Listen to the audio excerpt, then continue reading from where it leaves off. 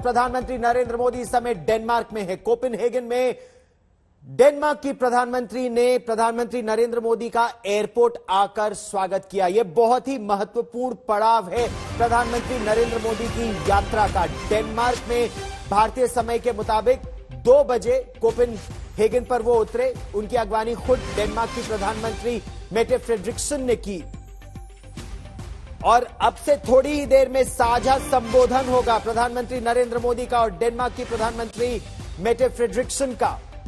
भारतीय समुदाय से भी मिलेंगे प्रधानमंत्री नरेंद्र मोदी। भारत और डेनमार्क के बीच द्विपक्षीय वार्ता भी हुई है और बहुत महत्वपूर्ण है ये वार्ता। इसके अलावा दूसरे नॉर्डिक शिखर सम्मेलन में भी प्रधानमंत्री भाग लेंगे। इसमें आइसलैंड, फिनलैंड, स्वीडन और नॉर्वे के प्रधानमंत्री भी शामिल होंगे।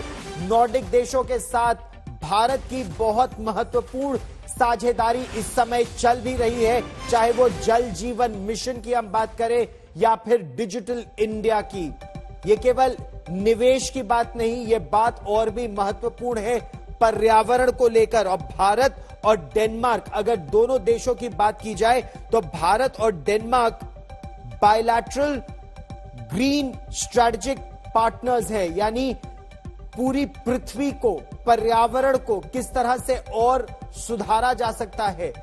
आपको याद होगा, अगर हम डेनमार्क की बात करें तो बहुत जबरदस्त निवेश न केवल डेनमार्क ने बल्कि नॉर्डिक देशों ने, जिसमें आइसलैंड, फिनलैंड, स्वीडन और नॉर्वे शामिल है, उन्होंने किया है।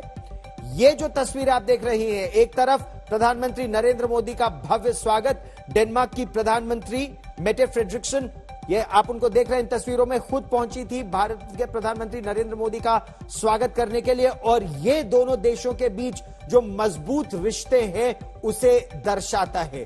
दूसरी तस्वीर, भारतीय समुदाय के लोग जो एयरपोर्ट पर प्रधानमंत्री नरेंद्र मोदी का स्वागत करने के लिए पहुंचे थे, उनसे बात कर रहे हैं प्रधानमंत्री नरेंद्र मोदी तस्वीरों में। और तीसरी तस्वीर जो आप देख रहे हैं वो मेटे फ्रेडरिक्सन जो प्रधानमंत्री हैं डेनमार्क की, उनके घर पर किस तरह खुले आकाश के नीचे बाग में एक नदी के किनारे प्रधानमंत्री नरेंद्र मोदी और डेनमार्क की जो प्रधानमंत्री हैं वो आपस में बात कर रहे हैं। ये बातचीत पर्यावरण की दृष्टि से बहुत महत्वपूर्ण है।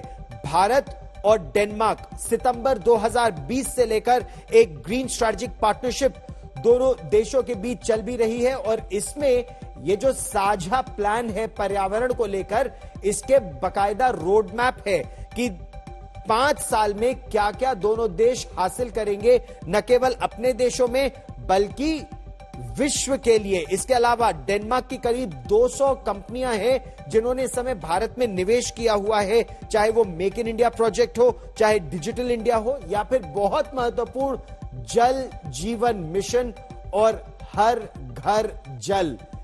इस मिशन में डेनमार्क और भारत नदियों की सफाई को लेकर, पर्यावरण को लेकर, पेड़ लगाने को लेकर, ऐसे कई मिशन है जिसमें दोनों देश एक साथ है। और हम आपको सीधे लिए चलते हैं कोपेनहेगन। मेरी सहयोगी अंजना ओम कश्यप हमारे साथ जुड़ रही है। और अंजना, बेहद महत्वपूर्ण पड़ाव भारत के लिए भी, डेनमार्क के लिए भी, और उनकी प्रधानमंत्री नरेंद्र मोदी को लेने आई मेटे फ्रेडरिक्सन, ये दोनों देशों के संबंधों को एक तरह से दर्शाता भी है। अंजना,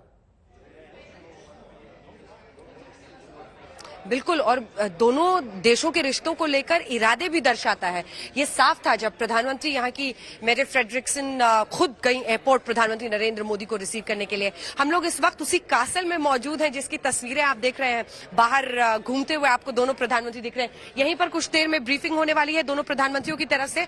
और चूंकि हम कासल में मौजूद हैं तो अपने दर्शकों को भी जरा दिखा देते हैं। हम इस वक्त मौजूद है प्रधानमंत्री जो है डेनमार्क की मेटे फ्रेडरिक्सन, उनके कासल में।